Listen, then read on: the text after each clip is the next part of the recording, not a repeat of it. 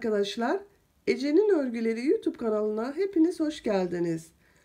Bugün sizlerle bu görmekte olduğunuz minik ayıcık figürlü yeleğimizi çalışmak istiyorum. Yeleğimizin örgüsüne robanın başlangıcı için zincir çekerek başlıyoruz. İlk sırada roba ayrımlarını yapıyoruz. Kolları, önleri ve arkanın ayrımını yaptığımız bu roba ayrımlarından arttırmalar yaparak robayı istediğimiz ölçüye kadar örüyoruz. Roba bitiminden sonra gövde kısmını yine trabzanlardan oluşan bu model ile devam ediyoruz. İstediğimiz ölçüye gelince yeleğin örgüsünü bitiriyoruz. Bu ayıcık figürlerini çalışıyorum daha sonra arkadaşlar. Sizler için bu ayıcık figürün de yapılışını gösteriyorum videomun sonunda. Bu ayıcık figürünün çalışmasında şaşıran arkadaşlar olursa sizler için ben bu ayıcık figürünün olduğu YouTube linkini bu videonun açıklama bölümüne ekliyorum. Oradan bakarak yapabilirsiniz. Bugün ben bu yeleği 6-12 aylık bebekler için çalışıyorum. Ama siz daha küçük veya daha büyük çalışmak istiyorsanız standart bebek ölçüleri tablosunu ben hazırladım. Bu videonun açıklama bölümüne ekledim. Bu videonun sağ alt köşesindeki küçük üçgene tıklarsanız açıklama bölümünde standart bebek ölçü tablolarını bulabilirsiniz. Yeleğimizin örgüsü çok kolay arkadaşlar. Tığ ile trabzanlar yaparak örüyoruz bütün yeleği. Çok bir malzeme de gitmiyor. Kullanacağımız malzemeler bakın şunlar. Yeleğimizin örgüsünde kullanılmak üzere bir yumak ip yetiyor arkadaşlar. 100 gramlık bir yumak ipten yelek çıkıyor. İp markası değişebilir. Kendinize göre elinizde hangi bebe yünü varsa onu kullanabilirsiniz. Ben bugün bebe yünü Alize Şekerim kullanıyorum. Üzerinde 100 gram 320 metre yazıyor. Renk numarası da bakın bu arkadaşlar. İpimin kalınlığına uygun olarak 3,5 milimlik tığ kullanıyorum. Sizin eliniz sıkıysa 4-4,5 da kullanabilirsiniz. Roba kısmında kullanılmak üzere 3 adet düğmeye ihtiyacım var. Ayıcık figürlerini yapabilmek için bakın bu renk ipler kullanıyorum ben. Siz ayıcığınızı ne renk yapacaksanız o şekilde ip bulundurun. Yeleğimiz için gerekli olan malzemeler bunlar arkadaşlar. Kanalıma abone değilseniz Ece'nin Örgüleri YouTube kanalına abone olmayı unutmayın lütfen. Hazırsanız hep birlikte yeleğimizin örgüsüne geçebiliriz. Hepinize kolay gelsin. İyi seyirler. Robamızın örgüsüne 66 zincir çekerek başlıyorum. 1 2 3 4 5 6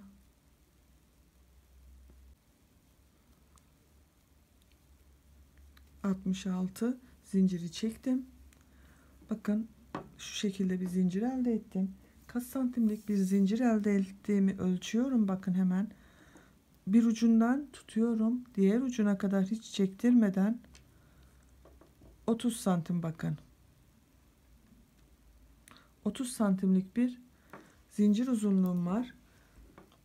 Robaya başlarken şimdiki sıramızda roba ayrımlarını da yapacağız.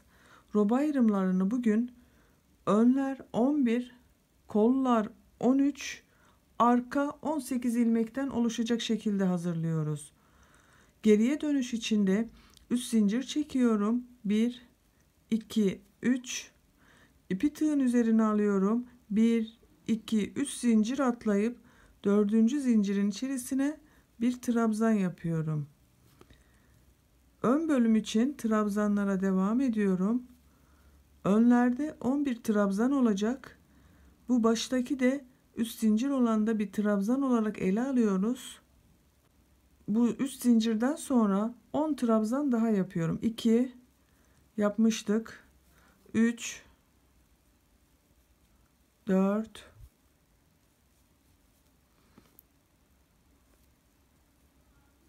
5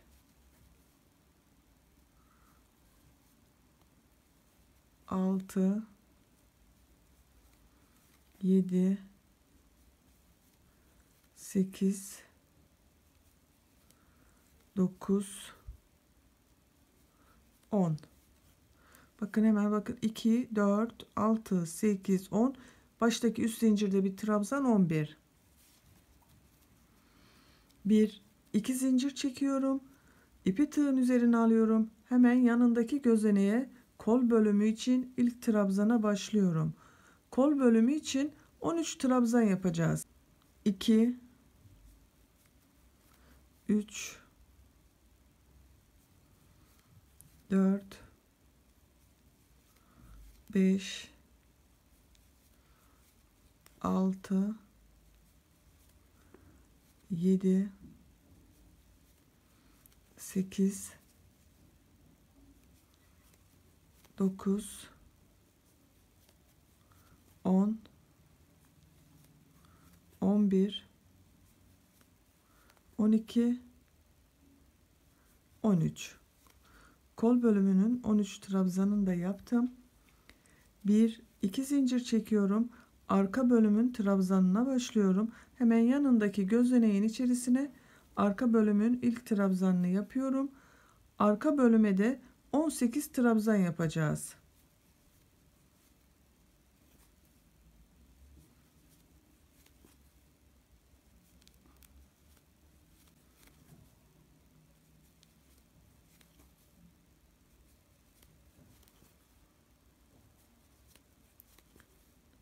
Bakın arka bölüm içinde 18 trabzanı yaptım. 1, 2 zincir çekiyorum. Yanındaki gözeneğe diğer kol bölümü için ilk trabzanı yapıyorum. Diğer kolda 13 trabzan yapmıştık. Buraya da 13 trabzan yapacağız.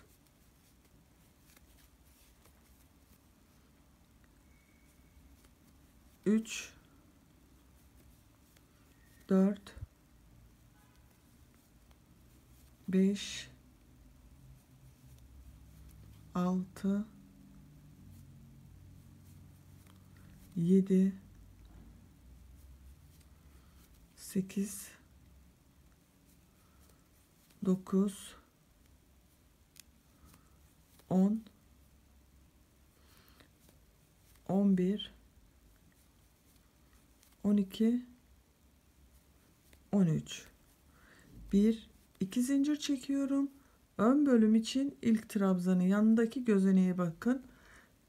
Hemen yanındaki gözeneğe batıyorum. İlk trabzanı yaptım.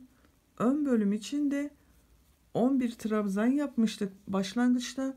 Buraya da aynı şekilde 11 trabzan yapıyorum. 3, 4,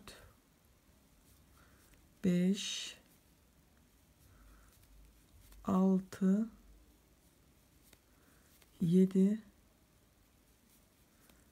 8, 9, 10, 11. Bir zincir çekiyorum. Örgüyü çeviriyorum. İlk gördüğüm gözeneğin üzerine bir trabzan yapıyorum. Takip edenleri bu zincir çektiğimiz yere kadar trabzan yapıyorum.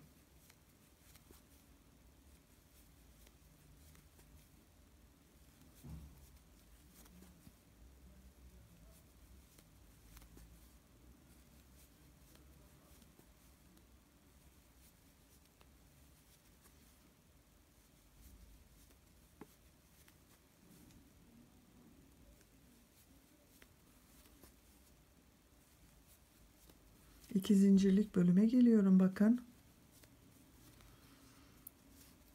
Burada önün son trabzanındayım. Arttırmayı bu boşluğa yapmayacağım. 2 arttırma yapmam gerekiyor.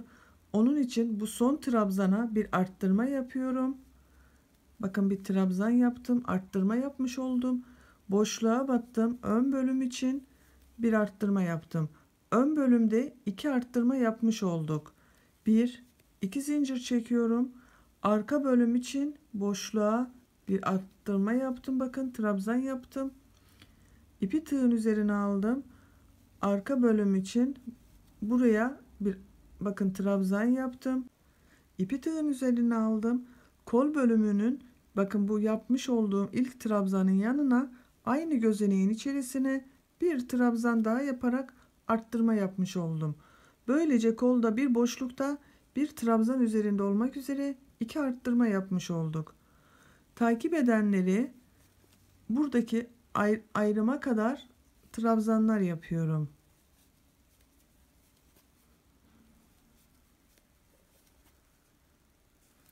Başka bir işlem yapmıyoruz. Sadece trabzanlarımıza devam ediyoruz. Koldaki bütün trabzanların tepe noktasına batarak trabzanlar yapıyorum.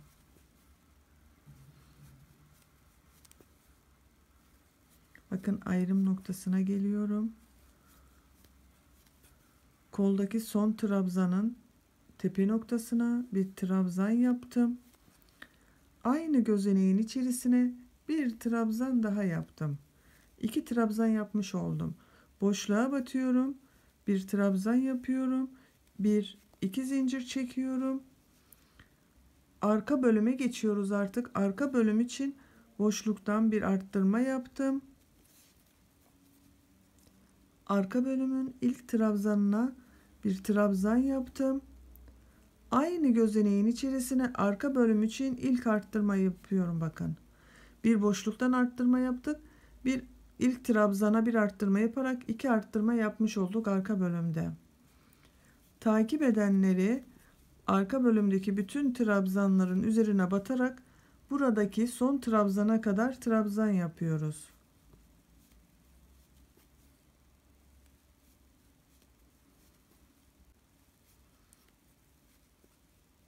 Arka bölümle kolu ayıran ayrım noktasına geliyorum.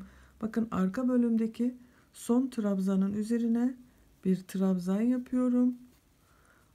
Aynı gözeneğin içerisine batarak bir arttırma yapıyorum bakın burada trabzan halinde. Boşluğa batıyorum. Arka bölüm için arttırma yaptım. 2 zincir çekiyorum. Boşluğa kol bölümü için bir trabzan yapıp arttırma yaptım bakın. Kol bölümünün ilk trabzanın üzerine bir trabzan yaptım. Tekrar aynı gözeneğe batarak bir arttırma yaptım.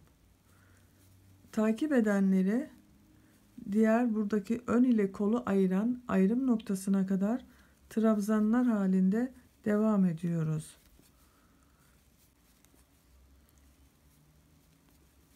Trabzanlarımıza devam ediyorum. Ayrım noktasında tekrar kol bölümünden 2 arttırma yapmış olacağız.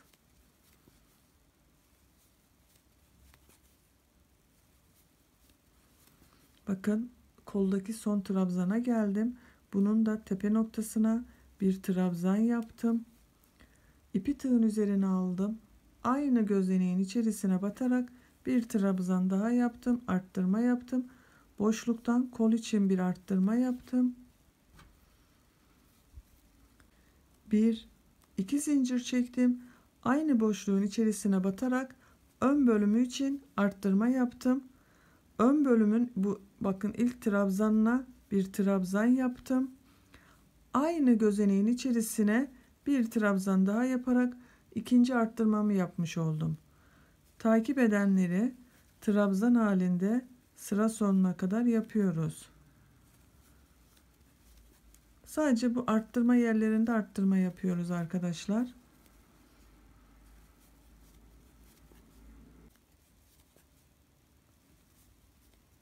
Sıra sonuna geliyorum ve bakın ikinci sıramızda bitirmiş oluyoruz bu şekilde.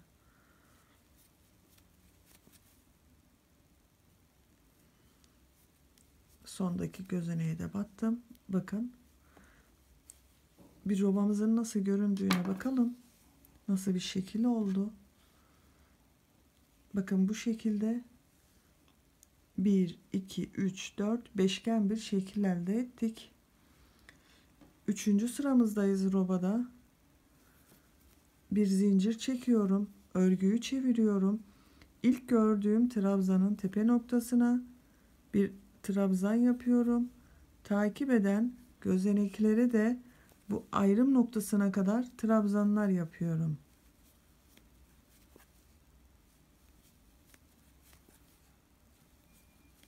Başka bir işlem yapmıyoruz.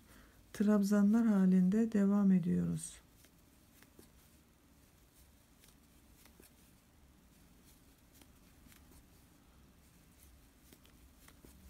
Bu sırada giderken arttırmaları ikişer değil birer defa yapacağız. Bir alt sırada her arttırma yerinde ikişer ikişer arttırma yapmıştık. Artık birer defa arttırma yapacağız. Bakın ön bölümün son trabzanına trabzan yaptım. İpi tığın üzerine aldım. Boşluğa battım. Bir trabzan yaptım. Arttırma yapmış oldum. 1 2 zincir boşluğa battım. Bir arttırma yaptım. Kol bölümüne geçiyorum. Kol bölümünün ilk trabzanı yaptım.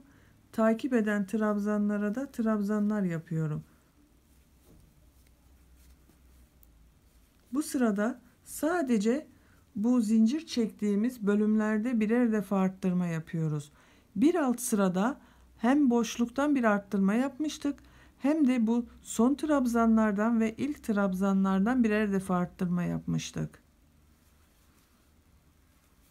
Takip edenleri trabzan olarak diğer ayrım noktasına kadar yapıyorum.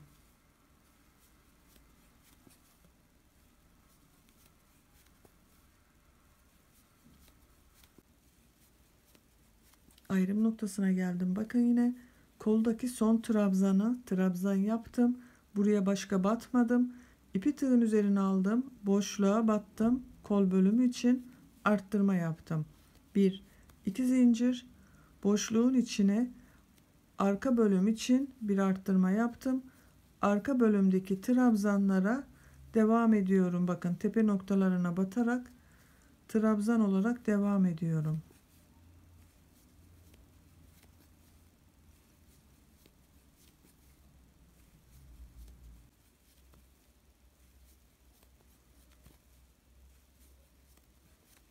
Arka bölümün bakın sonuna geliyorum. Son trabzana bakın tepe noktasına bir trabzan yaptım. Boşluktan bir arttırma yaptım. 1 2 zincir çektim. Kol bölümü için boşluktan bir arttırma trabzanı yaptım. Takip eden trabzanları, kol bölümündeki trabzanları buradaki ayrım noktasına kadar trabzan yapıyorum.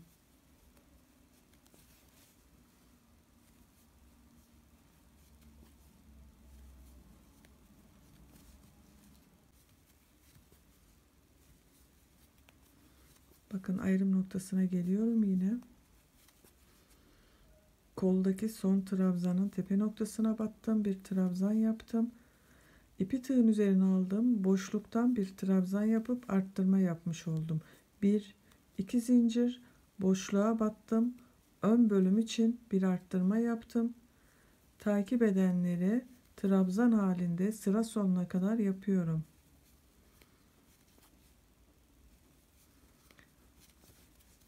Arttırmaları bu şekilde yapacağız arkadaşlar. Roba tamamen trabzanlardan oluşuyor.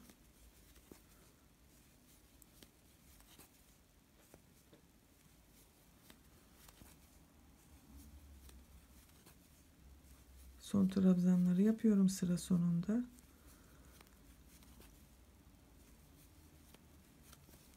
Bakın son trabzanda yaptım ve sırayı bitirdim. Robada 3. sıramızı yaptık. Görüntü olarak bu şekilde bakın. Bir de robayı katlayıp görelim.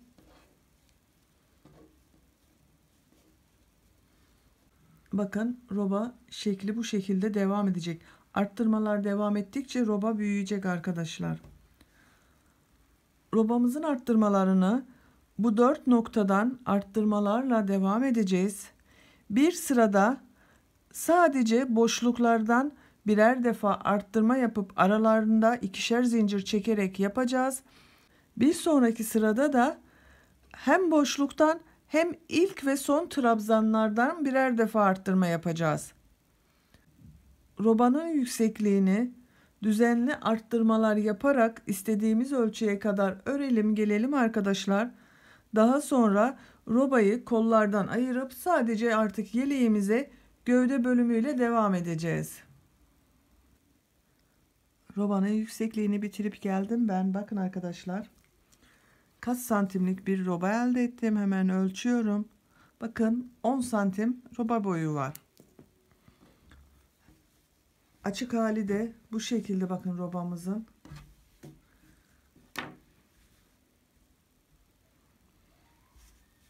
Artık kolları gövdeden ayırıp yeleğimizi sadece gövde olarak devam edeceğiz.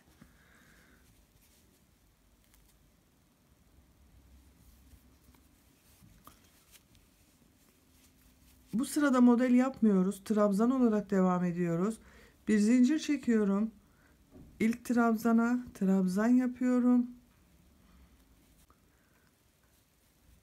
Yanındaki trabzanların da tepe noktasına batarak trabzan yapıyorum.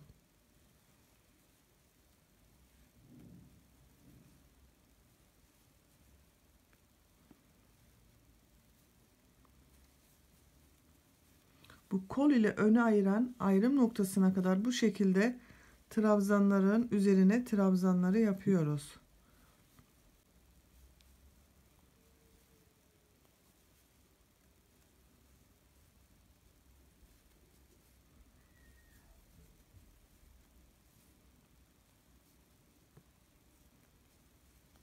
Kol altına geldim, bakın ayrım noktasındayım. Öndeki bütün trabzanların üzerine trabzanlar yaparak tamamladım. Ayrım noktasındaki boşluğa bir trabzan yaptım. İsteyen arkadaşlar burada bir tane fazladan da trabzan yapabilirsiniz. Arttırma bölümünde 1 2 3 zincir çektim. Koldaki trabzanları tamamen atlayıp diğer kol ile bakın arka bölümü ayıran bu ayrım noktasına bir trabzan yapıyorum. Bu şekilde bakın ön ile arka bölümü birleştirmiş olduk. Takip eden trabzanları tepe noktalarına batarak buradaki ayrım noktasına kadar trabzan olarak yapıyorum.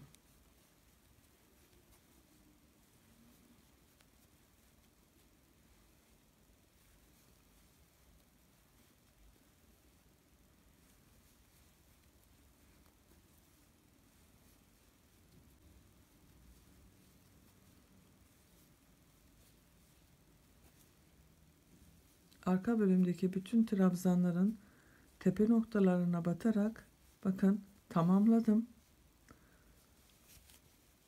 Arka ile kolu ayıran ayrım noktasına bir trabzan yapıyorum. 1 2 3 zincir çekiyorum. Koldaki bütün trabzanları atlıyorum. Ön ile kolu ayıran bu ayrım noktasına bir trabzan yapıyorum. Takip eden trabzanların tepe noktasına batarak trabzanlarıma devam ediyorum. Sıra sonuna kadar bütün trabzanların üzerine birer defa trabzan yapıyoruz.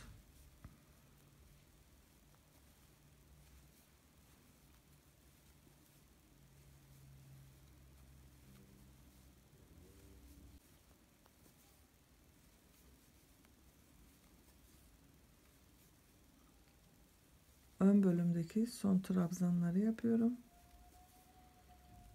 Böylece de sırayı tamamlamış olacağız. Son trabzanı yaptım. Bakın artık yeleğin gövde ile kol ayrımını yaptım. Ön ve arka tek parça haline geliyor. Kolları bıraktık burada. Örgüye gövde ile devam edeceğiz. Bu sırada model yerleştirmesini de yapacağız yeleğimize. Bir zincir çekiyorum. İlk gözeneğin içerisine bir trabzan yapıyorum. İpi tığın üzerine alıyorum. Bir trabzan atlıyorum. İkinci trabzanın tepe noktasına bir trabzan yapıyorum. İpi tığın üzerine alıyorum. Aynı gözeneğin içerisine bir trabzan daha yapıyorum. İki trabzan yan yana oldu bakın aynı gözenek içerisinde. İpi tığın üzerine alıyorum. Bir atlıyorum. İkinci gözeneğe bir trabzan yapıyorum. İpi tığın üzerine alıyorum. Aynı gözenek içerisine bir trabzan daha yapıyorum. İpi tığın üzerine alıyorum. Bir atlıyorum. İkinciye bir trabzan yapıyorum. İpi tığın üzerine alıp aynı gözeneğin içerisine bir trabzan daha yapıyorum. İpi tığın üzerine alıyorum. Bir atlıyorum. İkinci gözeneğe bir trabzan yapıyorum. İpi tığın üzerine alıp aynı gözeneğe, bakın trabzanın yanındaki aynı gözeneğin içerisine bir trabzan daha yapıyorum. Bu şekilde bir atlıyoruz. İkinci gözeneğe iki trabzan yapıyoruz. Bir atlıyoruz. İkinci gözeneğe iki trabzan yapıyoruz. Modelimiz bu şekilde olacak. Sıra sonuna kadar aynı işlemleri tekrar edeceğiz. Bir gözenek atlayıp ikinci gözeneğe 2 adet trabzan yaparak. Bakın aynı şekilde devam ediyorum.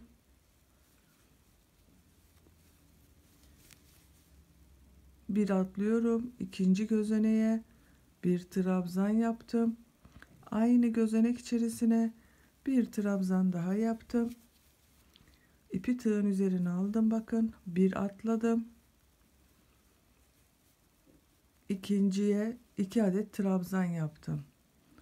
Kol altına kadar bu şekilde devam edelim.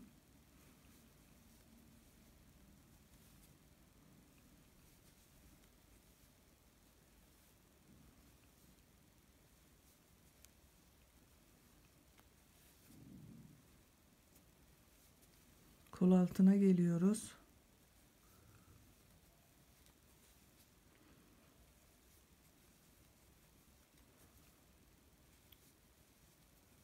Bakın kol altına geldim.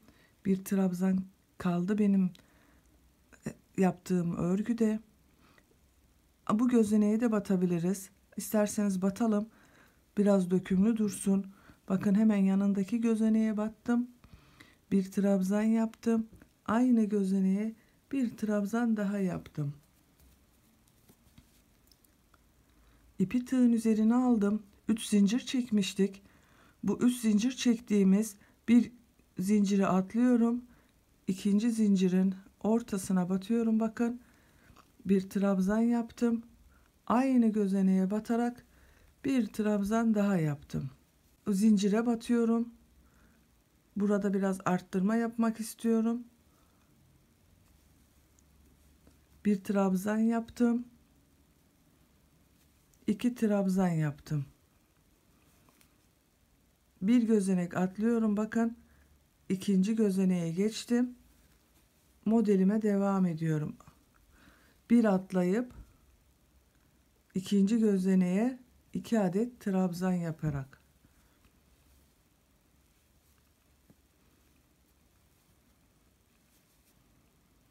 Bu şekilde devam edeceğiz arkadaşlar. Buradaki kol altına kadar bütün trabzanların üzerine bir gözenek atlayıp ikinci gözeneğe 2 adet trabzan yapalım.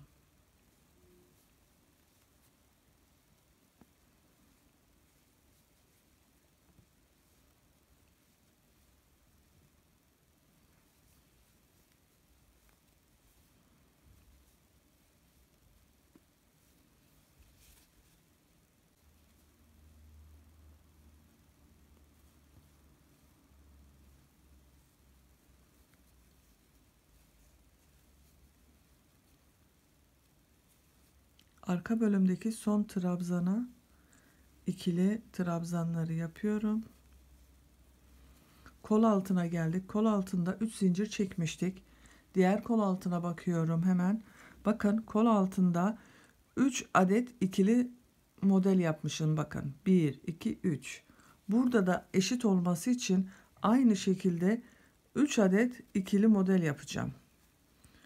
Bakın bir yaptım. Trabzan, aynı gözeneğin içerisine bir trabzan daha yapıyorum.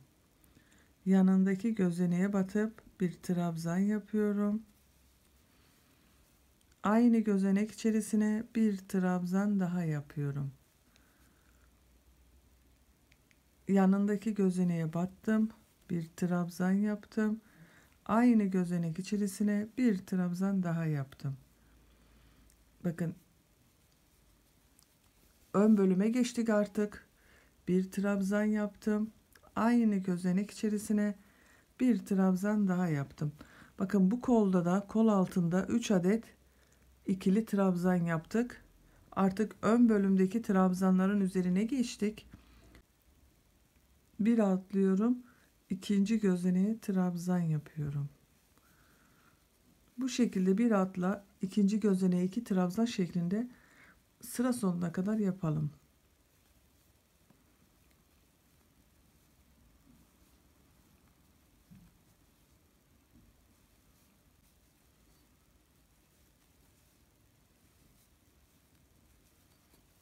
Sıra sonunda bakın, son modeli yapıyorum. Bu şekilde sonda 2 trabzan kaldı. Bir trabzan atlıyorum. En sondaki trabzana normal bir tek trabzan yapıyorum. Tek trabzan yaptım bakın. Artık modellerimizi yerleştirdik. Bu şekilde devam edecek modellerimiz. Kurulumunu yaptık modellerin. Bir zincir çekiyorum modelde bir üst sıraya çıkmak için. İlk gördüğüm trabzanın tepe noktasına batıyorum. Bir trabzan yapıyorum. İpi tığın üzerine alıyorum. Bakın, bir alt sırada bir gözeneğe 2 trabzan yapmıştık. Bu trabzanların ikisinin ortasındaki boşluğa bir trabzan yaptım. İpi tığın üzerine aldım. Aynı boşluğa bir trabzan daha yaptım. İpi tığın üzerine alıyorum. Bakın, bu 2 trabzan yaptığımız gözenek vardı. Onun üzerindeki bu 2 trabzanın ortasındaki boşluğa bir trabzan yaptım. Aynı boşluğa bir trabzan daha yaptım. İpi tığın üzerine alıyorum. Hiç zincir çekmiyoruz bu modelde arkadaşlar. Onu unutmayalım. Yanındaki bakın, bu ikili trabzanın ortasındaki boşluğa 2 adet trabzan yapıyorum.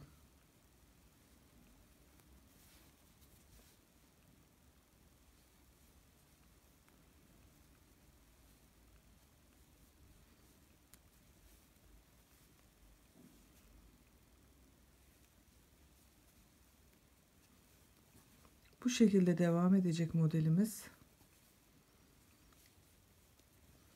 Sıra sonuna kadar bu şekilde devam edelim. Başka hiçbir işlem yapmadan bir alt sırada bu bir gözeneğe 2 trabzan yaptığımız trabzanların ortasındaki boşluklara 2'şer adet trabzan yapacağız.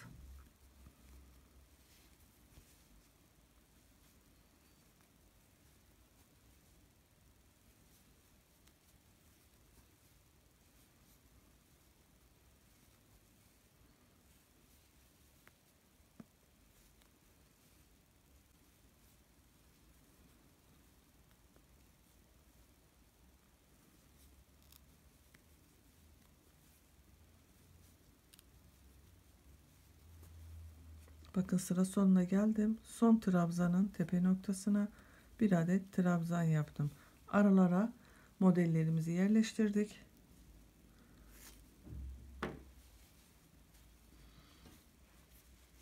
Modelimizin nasıl göründüğüne bir bakalım. Bakın, bu şekilde yeleğimizin modeli devam edecek. Aynı şekilde devam edeceğiz arkadaşlar. Bu 2 trabzan yaptığımız trabzanların ortasındaki bu boşluklara 2'şer trabzan yapıp ipi tığın üzerine alıp diğer ikili yuvanın içerisine geçerek modelimizi devam ettireceğiz. Başka hiçbir işlem yapmadan bu ölçülerde gövde sayısını aynı sayılarda istediğimiz ölçüye kadar yapalım, gelelim.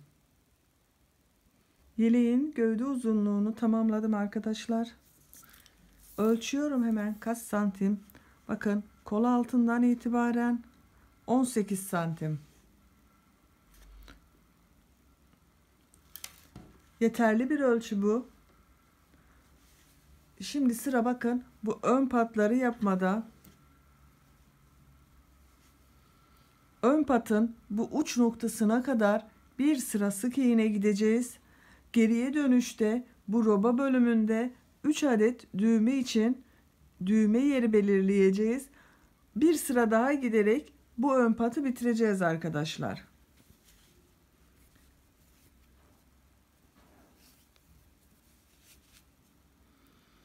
Bakın aynı gözeneğin içerisine batarak bir sık iğne yapıyorum. Trabzana battım, bir sık iğne yaptım. Gözeneğe battım, bir sık iğne yaptım. Yandaki gözeneğe battım, sık iğne yaptım. Trabzana battım, sık iğne yaptım.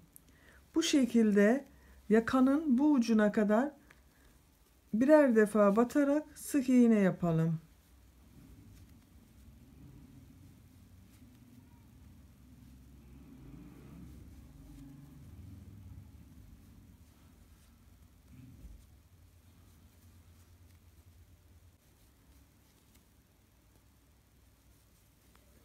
Sık iğneler yaparak bakın yakanın uç noktasına geldim. Uç noktasındaki gözeneğe de sık iğne battım. Düğme iliği yapacağız bu sırada arkadaşlar. Onun yerini belirleyelim. İlk düğme iliğini bu yakanın hemen başlangıcında yapalım. Oraya bir işaret iğnesi takıyorum. Bakın şu şekilde bir işaret iğnesi taktım. Robaya 3 düğme dikeceğim ben arkadaşlar. Onun için birini başına taktım. Biri de roba bitiminde. Buraya olsun. Sizin evinizde bu iğnelerden yoksa da herhangi bir ip ile de işaret yapabilirsiniz. Bakın üçüncüyü de bu ikisinin tam orta noktasına gelen yere sayabilirsiniz de. Bakın burası üçüncü düğme için ideal bir yer. Oraya da bakın ip ile işaret takıyorum. Siz de bu şekilde iple işaret yapabilirsiniz. Amaç yeri belli olsun. Dileyen arkadaşlar tamamını da düğmeli yapmak istiyorsanız bir buraya bir de buraya yaparak 5 düğme ayarlayabilirsiniz. Şimdi hemen başlıyoruz. Bakın bir zincir çektim. Örgüyü çeviriyorum. Ön pat için ilk gözeneğe bir sık iğne yaptım. 1 2 zincir çektim. 1 2 gözenek atlıyorum. Bakın 1 2 atlıyorum. Üçüncü gözeneğe sık iğne şeklinde batıyorum. Burada bakın düğmenin yeri belli oldu. Takip edenleri sık iğne çalışması yapıyorum.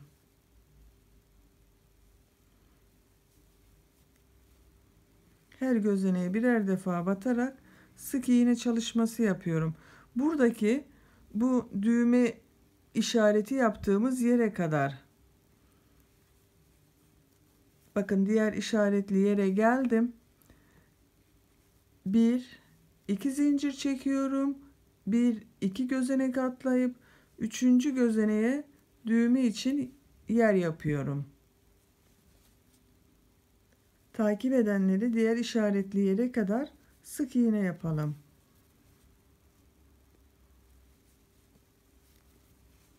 Bakıyorum işaretli yere.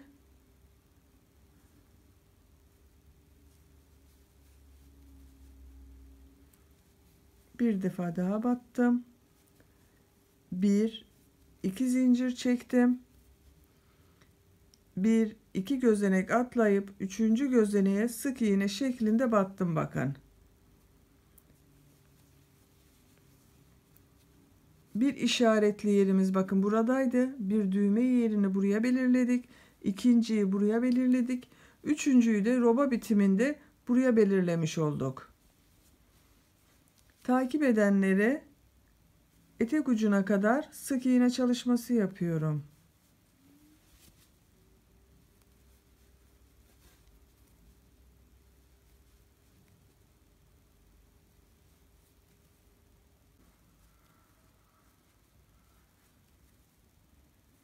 Bakın etek ucuna geldim. son gözeneği de bir sık iğne yaptım. Bir zincir çekiyorum. Örgüyü çeviriyorum. Üçüncü ve son sıramıza gidiyoruz ön patta arkadaşlar. İlk gözeneğin içerisine bakın, ipi tığın üzerine alıyorum. Bir çakma trabzan yapıyorum. İpi tığın üzerine alıyorum. Takip eden gözeneklere de çakma trabzan yapıyorum. Bakın şu şekilde kısa trabzanlar da diyor bazı arkadaşlar buna.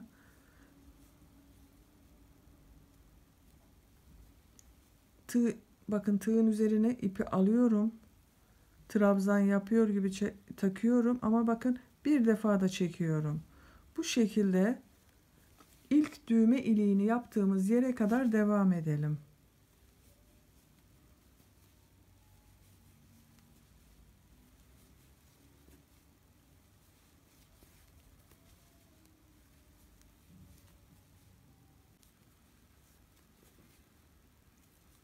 Bakın düğme iliğini yaptığımız yere geldim. Artık bu işaret iğnelerine veya ipe gerek kalmadı arkadaşlar. Yerini belirledik. Düğme iliklerimizi de yaptık. Bakın ipi tığın üzerine alıyorum. Bu düğme iliği yapmak için 2 zincir çekmiştik. O 2 zincirin üzerine 1 2 çakma trabzan yapıyorum. Takip eden sık iğnenin üzerine de çakma trabzan yapıyorum. Diğer düğme iliğine kadar bütün sık iğnelerin üzerine çakma trabzan yapıyoruz. Bakın diğer düğme iliğine geldim. Buna da aynı şekilde 2 çakma trabzan yapıyorum. Takip edenleri sık iğnelerin üzerine çakma trabzan uyguluyorum.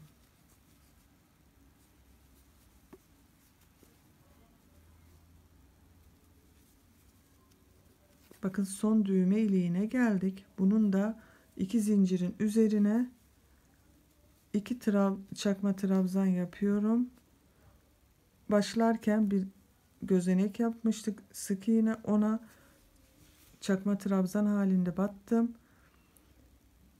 Bakın boyun çevresine dönüyoruz. Artık boyun çevresini de bu şekilde sık iğneler halinde devam ediyorum. Bütün gözeneklere batarak. Yeleği başlarken başlamış olduğumuz ipin ucu var. Onda bu boyun çevresini yaparken iç kısımdan götürelim. Görüntüsü temiz görünsün yeleğimizin.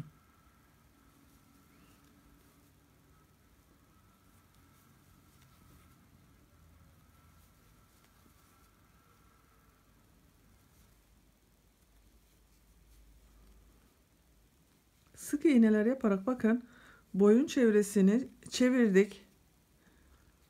Artık daha fazla devam etmeyeceğim. Bu ön patı yapmamız gerekiyor. Diğer ön patı üst sıra yapmıştık arkadaşlar. Burada da aynı şekilde üst sıra ön pat çalışması yapacağız. Bu iple devam etmiyorum. Örgümüzün daha güzel görünmesi için en son sırayı bu iple gideceğiz. Şimdi ipin diğer ucunu elime alıyorum. Bakın şu şekilde ön pata başlıyorum. Bir zincir çekiyorum. Aynı gözeneğe sık iğne yapıyorum. Takip edene sık iğne yapıyorum.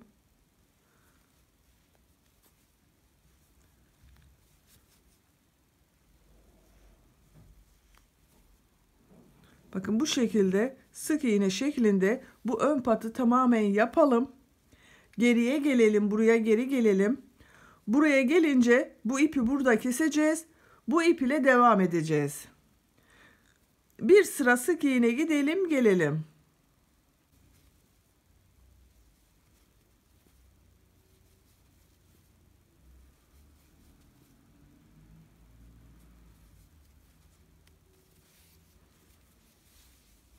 Bakın ön patta 2 sıra sık iğne gittim, geldim. Burada ipimizi kesebiliriz artık arkadaşlar. Bu ipin ucu gözüküyor, onu da keselim.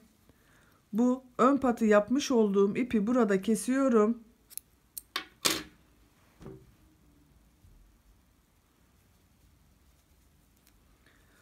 Bu boyun çevresine sık iğne geldiğimiz ip vardı, onu elime alıyorum. Buraya kadar devam ediyoruz.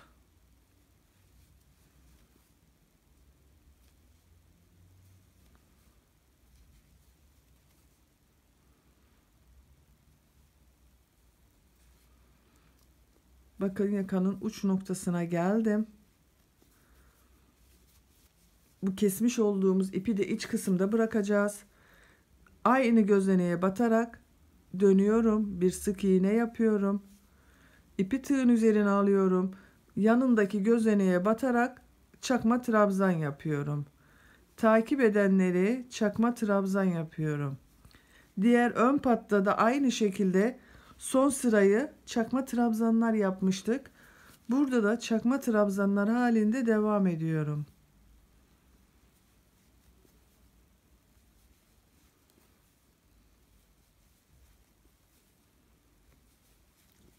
Bu çakma trabzanlara etek ucuna kadar, bu noktaya kadar devam edelim.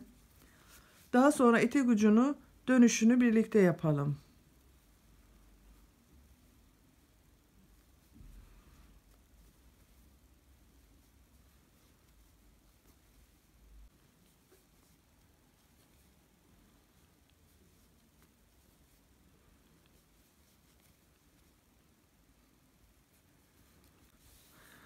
Ön patın bakın son gözeneğine de çakma trabzanlar battım.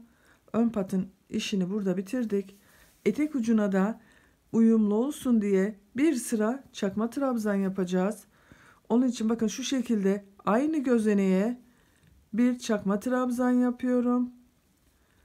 Takip eden gözeneğe çakma trabzan olarak devam ediyorum.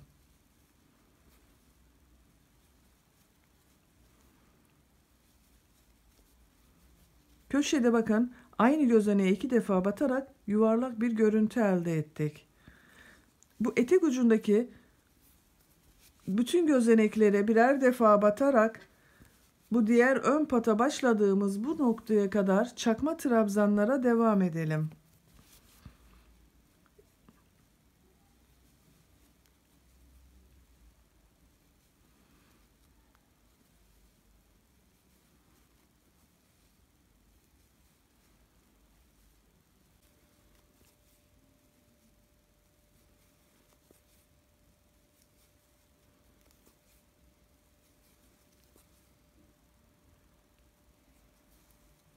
Etek ucunda son trabzanları yapıyorum. Bakın patın olduğu bölüme geldik. Pattaki gözeneklere de batarak çakma trabzan yapıyorum. Son gözeneğe de bir çakma trabzan yapıyorum. Bu başladığımız, dönüş yaptığımız bir gözenek vardı. Onunla kaydırma tekniğiyle bakın sırayı kapattım. İpi kesebiliriz artık. Yeleğin örgüsünü burada bitirdik. Bakın şu şekilde burada da yuvarlak bir görüntü elde ettik. İpi alt kısma iğnenin yardımıyla geçireceğim ben. Bitmiş haliyle bir görelim yeleğimizin örgüsünü. Bakın trabzanlardan oluşan güzel bir yelek elde ettik. Şimdi son olarak da bu 3 düğme yeri belirlemiştik. Onların tam karşısına gelecek olan bu ön pattaki bu 3 noktaya düğmelerini dikelim. Düğmeli haliyle yeleğimizi bir görelim. Yeleğin düğmelerini de bakın bu renk diktim ben arkadaşlar. Bu şekilde güzel bir yelek elde ettik. Arka görüntüsü de bu şekilde. Kaç santimlik bir yelek elde ettik. Hemen onu ölçüyorum. Yeleğin yüksekliğini ölçüyorum. Bakın kol altından itibaren 20 santim. Omuzdan uç noktasından etek ucuna kadar olan uç noktasına kadar olan yükseklik 33 santim. Enini ölçüyorum. Bakın roban 26 santim. Yeleğin eni 28 santim. Yeterli bir ölçü bu 1 yaş için arkadaşlar.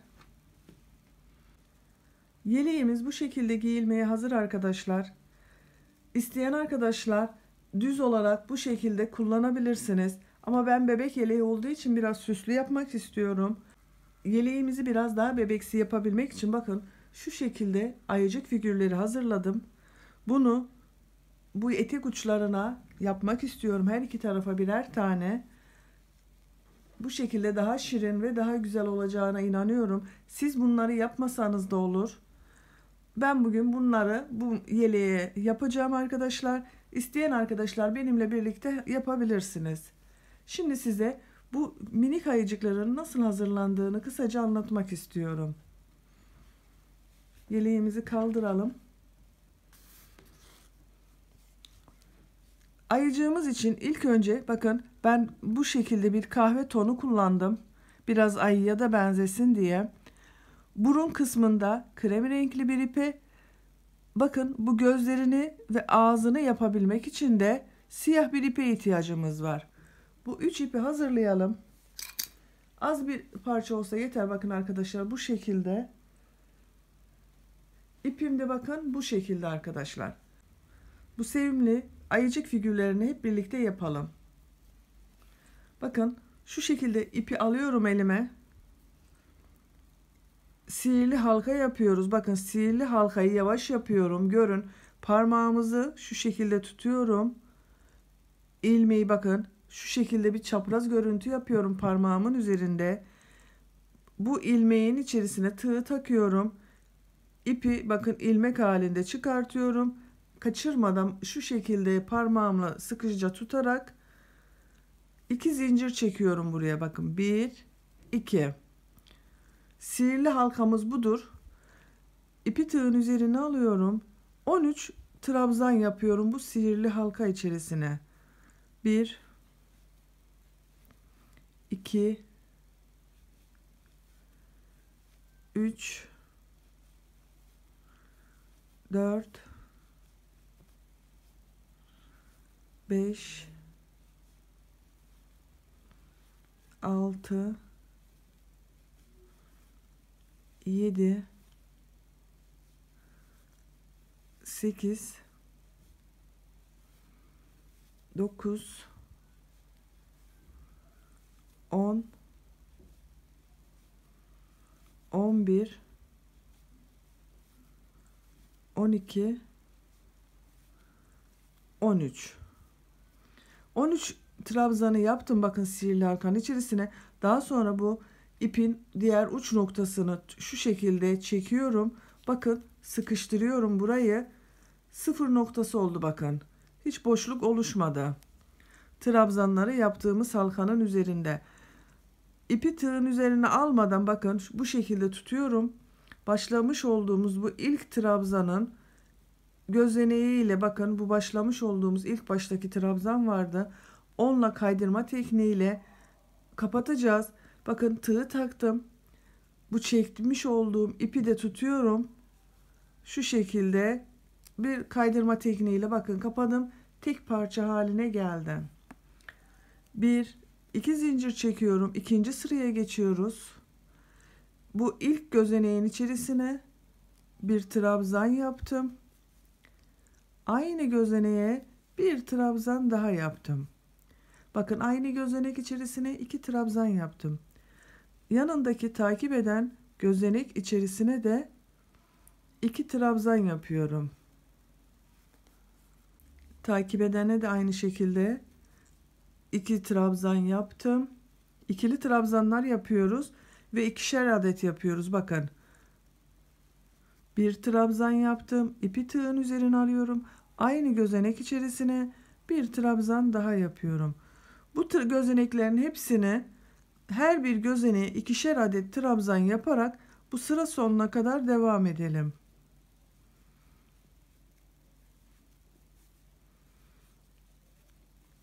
Bakın ikişer yapıyorum bütün trabzanları.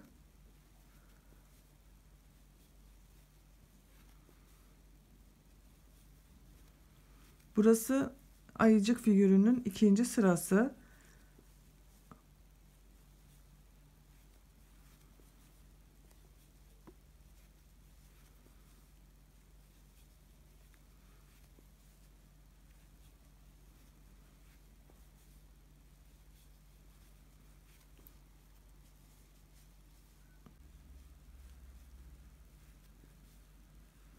Her bir gözeneğe ikişer adet trabzanlar yaparak bakın sıra sonuna geliyorum. yuvarlak bir de görüntü elde ediyoruz. Tekrar bir trabzan yaptım aynı gözeneğe. Bakın yuvarlak bir görüntü elde ettik. İpi tığın üzerine almadan bu başlangıçtaki trabzanla bakın şu gözenek ile takıyorum. Kaydırma tekniğiyle sırayı kapatıyorum. Tek parça haline getirdik. 2 zincir çekiyorum. Bir üst sıraya çıkmak için bakın bu ilk gözeneğin içerisine bir trabzan yapıyorum. Aynı gözeneğe bir trabzan daha yapıyorum. Başlangıcı 13 trabzanla başlamıştık sihirli halka içerisine arkadaşlar. Bu ikinci sırada her gözeneğe ikişer adet trabzan yaparak 26 trabzan elde ettik. Şimdiki sırada bakın tekrar arttırma işlemlerini yapacağız. İlk gözeneğe 2 trabzanı yaptım. İpi tığın üzerine alıyorum. Yanındaki gözeneğin içerisine bir trabzan yapıyorum. İpi tığın üzerine alıyorum. Diğer gözeneğe geçiyorum.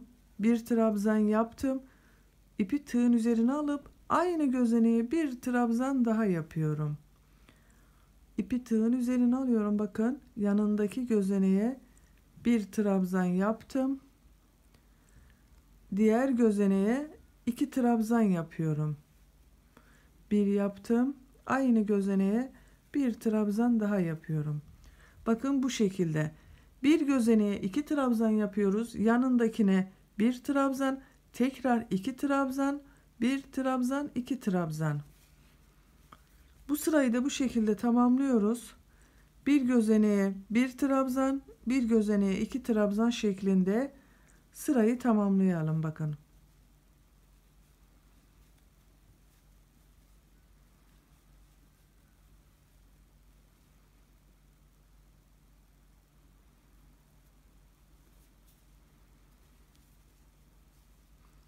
Tek trabzan yaptım.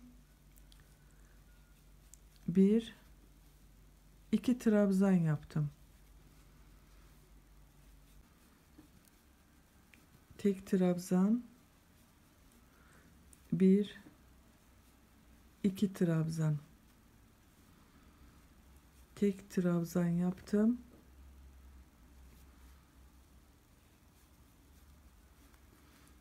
Son gözeneğe geldim bakın. Buna da 2 trabzan yapıyorum aynı gözenek içerisine. Bu sırayı da bir gözeneğe 2 trabzan, bir gözeneğe tek trabzan halinde tamamladım. Bakın yuvarlak bir görüntü elde ettik. İpi tığın üzerine almadan yine bakın bu başlangıçtaki gözenek ile şu şekilde düzgünce ilmekleri alarak kaydırma tekniğiyle sıramı kapatıyorum. Bakın tek parça haline getirdik. Artık ayıcık figürünün baş figürü bitti. Kulaklarına geldi sıra arkadaşlar. Kulak için ipi tığın üzerine alıyorum. Bu bakın kaydırma yaptığımız gözenek değil. Yanındaki bu gözeneğe bir trabzan yapıyorum. İkili trabzan yaptım bakın. İpi tığın üzerine alıyorum. Aynı gözenek içerisine tekrar bir ikili trabzan yaptım. İpi tığın üzerine aldım. Aynı gözenek içerisine batıyorum. 1, 2, 3 defa da çıkardım bakın. İpi bir defa doluyorum tığın üzerine. Bakın bir doladım. Aynı gözeneğe battım. 1, 2, 3 defa da çıkardım. İpi tığın üzerine aldım. Aynı gözenek içerisine battım. 1, 2, 3 defa da çıkardım. Buraya kadar 2 ikili trabzan yaptık. 3 üçlü trabzan yaptık. İpi tığın üzerine alıyorum. Artık ikili trabzan yapıyorum bakın.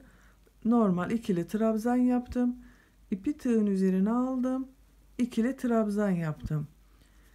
Kulakta 2 ikili, 3 üçlü trabzan, 2 ikili trabzan, toplam 7 tane trabzan yaptık. Artık kulağı bitirdik bakın. Trabzan halinde bitirdim.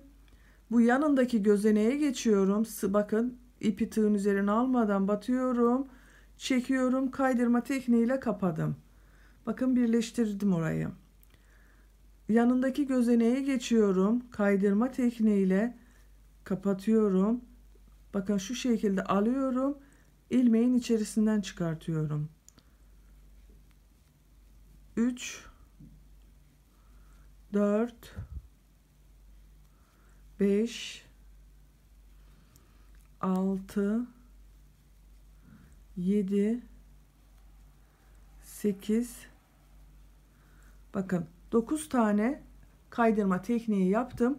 Diğer kulağı yapacağız şimdi. Diğer kulak için bakın 9 kaydırma tekniğini yaptım. İpi tığın üzerine alıyorum. Yanındaki trabzanın üzerine geçiyorum. Bir ikili trabzan yapıyorum. İkinci ikili trabzan. 3 adet de üçlü trabzan yapacağız. Bakın bir defa doluyorum. 3 defa da çıkartıyorum.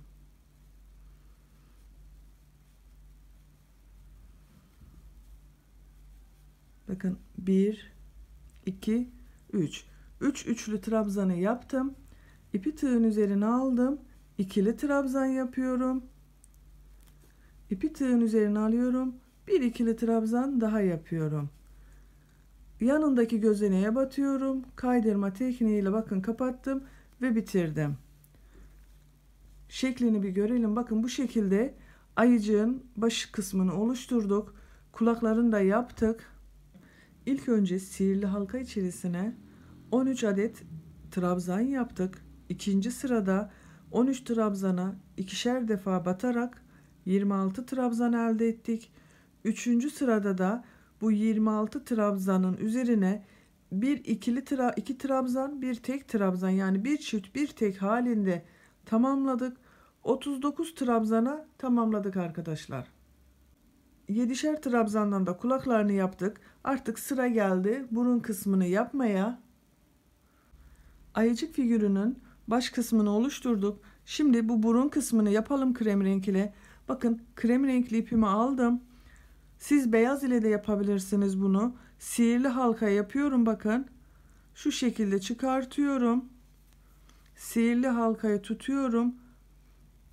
1 2 zincir çekiyorum. Bu sihirli halka içerisine 13 trabzan yapıyorum. 1 2 3 4 5 6 7 8 9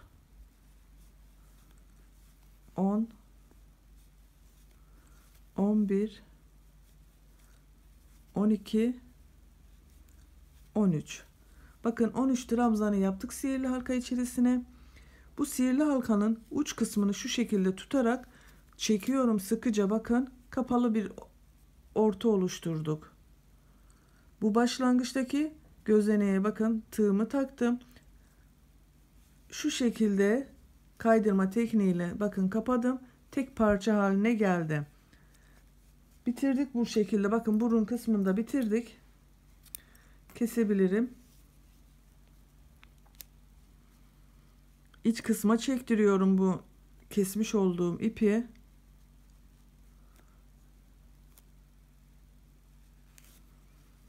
İki ucunu bağlayalım.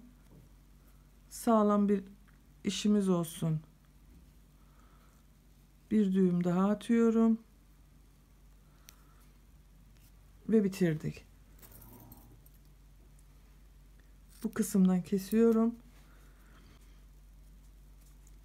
Bitirdik. Bakın şimdi bunu ayıcığın bu yüzüne şu şekilde tutturacağız arkadaşlar. Siyah ipi takıyorum iğneye. Bakın şu şekilde bir siyah ip taktım iğneye. Uç kısmına düğüm atıyorum. Bu yapmış olduğumuz burunun kısmının iç kısmına bu iğneyle taktığımız ipi tutturalım.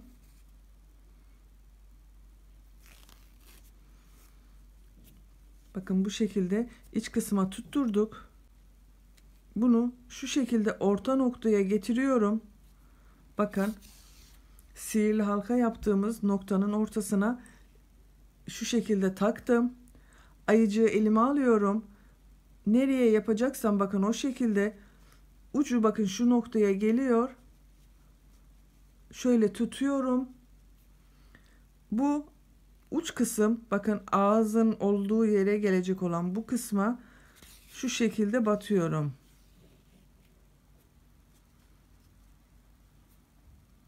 Burun kısmını yapıyoruz şimdi. Tekrar bakın iğnenin ucunu bu orta noktaya takıyorum.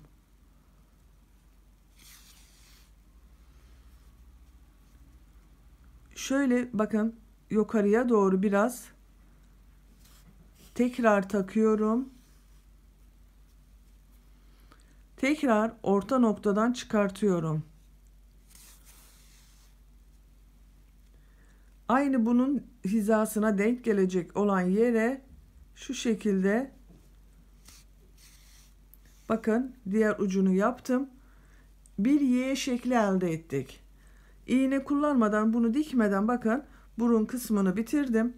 Burada bunu bir sağlamlaştıralım. Şu şekilde bir düğüm attırıyorum.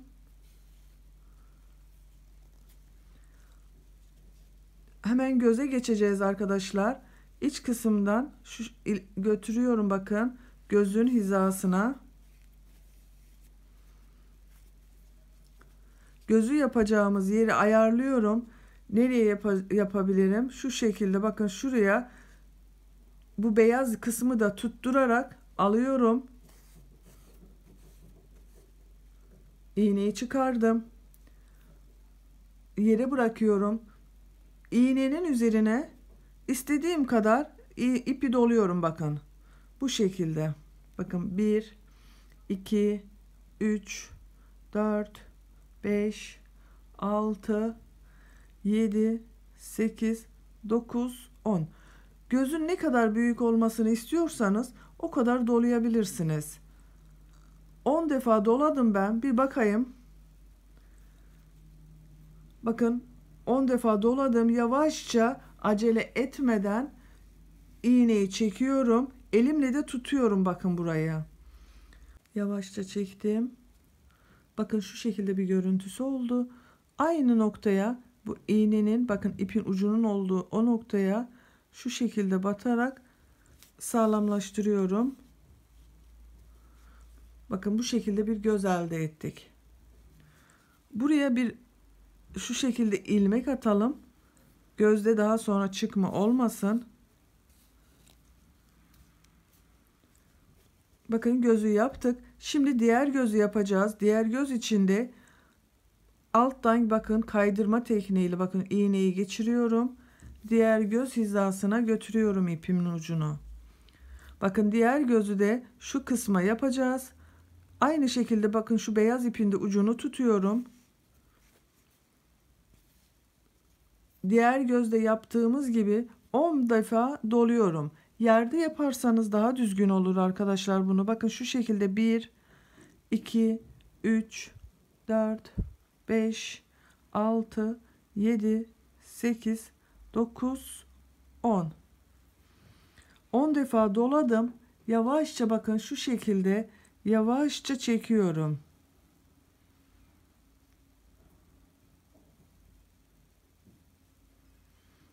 Yavaşça çektiğim zaman bakın şu şöyle bir görüntüsü oluyor. Aynı gözeneğin yerine batarak bakın iki gözünü de yaptık ayıcığın ve böylece bir ayıcık figürünü bitirmiş olduk arkadaşlar. Burada sağlamlaştıralım. Gördüğünüz gibi yapması çok kolay bir ayıcık figürü bu. Burada ipimizi artık siyah ipimizi kesebiliriz.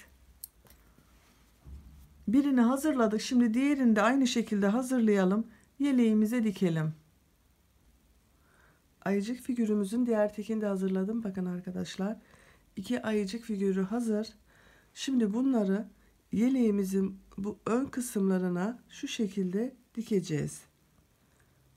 Önce birisini dikelim, diğerini ona göre ayarlama yaparız.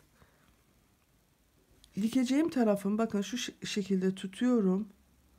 Ortalıyorum. Sayıyorum şaşırmamak için, bakın alttan 1, 2, 3, 4 model sonra 5. modelin uç kısmını getiriyorum. Şu şekilde yanda da bakın 2 model bıraktım.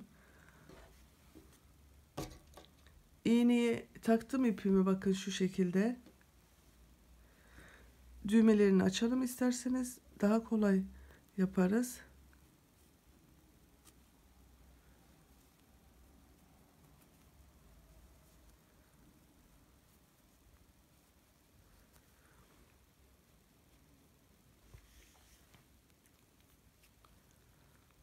İsterseniz bunu iğne ile tutturabilirsiniz kaymasın diye.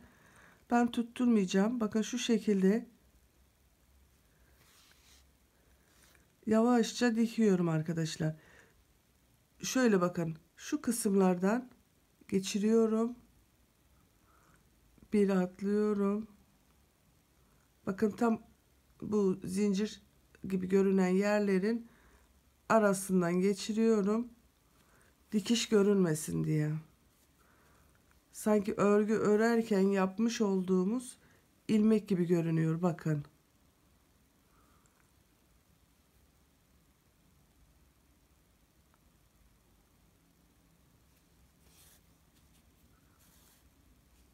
Bu şekilde tamamını bir dikelim arkadaşlar.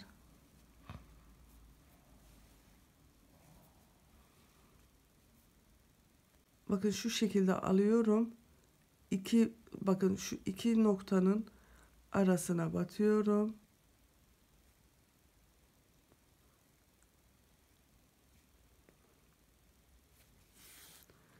Dikiş yeri belli olmuyor o zaman, bakın.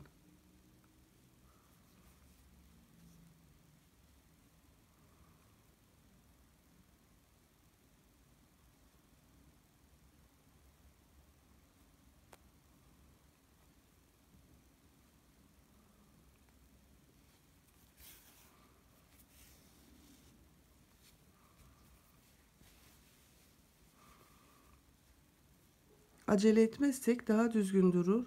Yoksa kayma yapabiliyor.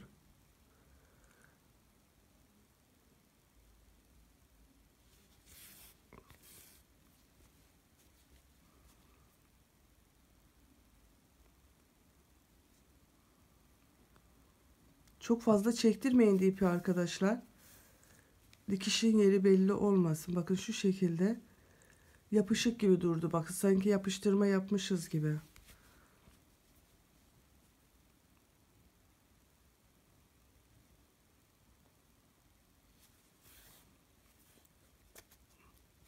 Kulak kısmının alt kısmından dikiyorum. Bakın kulak bu şekilde görünsün.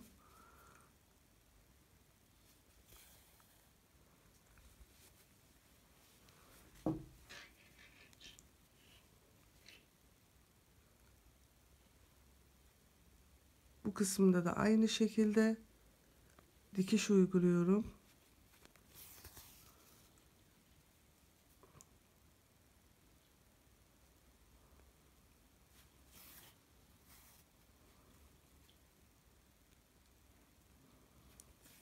Ve bitirdim. Bakın başladığım noktaya geldim. Artık ipimi burada kesebilirim. Bir görüntüsüne bakalım. Kontrol edelim. Bakın şu şekilde. Diğerini de aynı şekilde bakın. Tam aynı hizaya gelecek yere şu şekilde tutturup dikelim arkadaşlar. Bitmiş haliyle yeleğimizi bir görelim. Ayıcık figürlü yeleğimizi de bitirdik arkadaşlar. Bakın çok şirin oldu. Arka görüntüsü de bakın bu şekilde. Açık haliyle bir yeleğimizi görelim. Düğmelerini de ayıcığa uygun olsun diye bakın bu şekilde diktim. Siz istediğiniz renk düğme kullanabilirsiniz. Açık haliyle de bakın bu şekilde yeleğimiz. Bugün sizlere bu yeleği açıklamalı bir şekilde anlatmaya çalıştım. Ayıcık figürüyle de yeleğimize biraz hareket kattım bakın. Bugün bu yeleği benimle birlikte yapan arkadaşların ellerine sağlık. Yapacak olan arkadaşlara da kolay gelsin diyorum. Beni izlediğiniz ve dinlediğiniz için hepinize çok teşekkür ederim. Kanalıma abone değilseniz Ece'nin Örgüleri YouTube kanalına abone olmayı unutmayın lütfen. Destekleriniz için hepinize şimdiden çok teşekkür ederim. İnşallah sizlerle yeniden yeni videolarda buluşmak üzere. Hoşça kalın, sevgiyle kalın.